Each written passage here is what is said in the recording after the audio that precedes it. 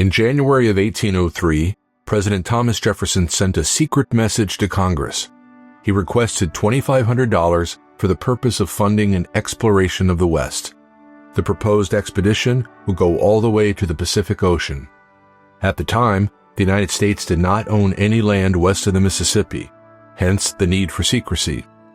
Circumstances changed dramatically, however, by the end of the year, when Jefferson's envoys to France ended up purchasing the Louisiana Territory.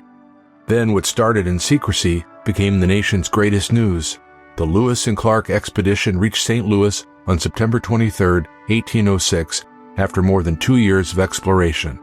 3 months later, on December 28th, Lewis arrived triumphantly in Washington, D.C., followed by Clark in January. No less than the entire nation was waiting to hear and see what they had found.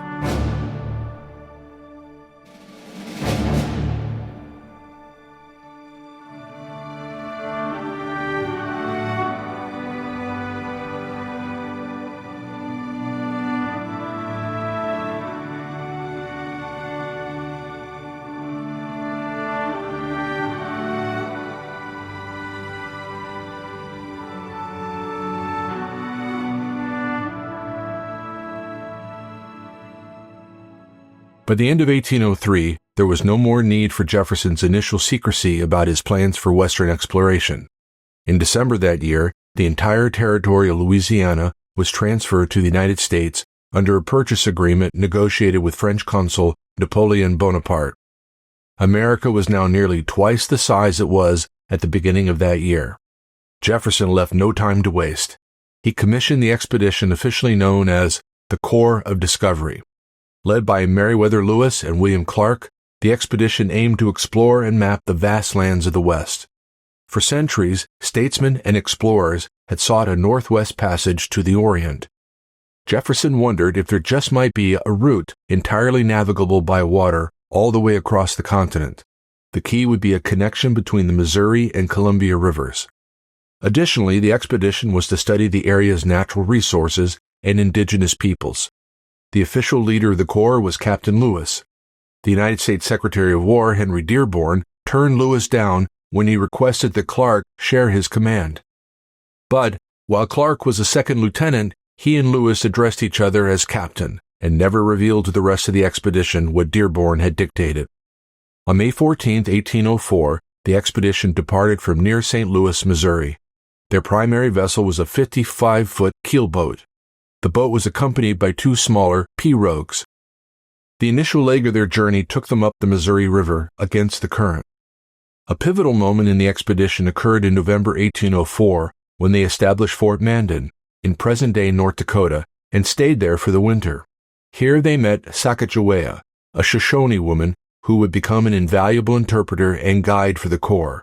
She was married to French-Canadian trapper Toussaint Charbonneau, who also joined the expedition. Sacagawea was 6 months pregnant. Their son, Jean-Baptiste, was born that winter of 1805.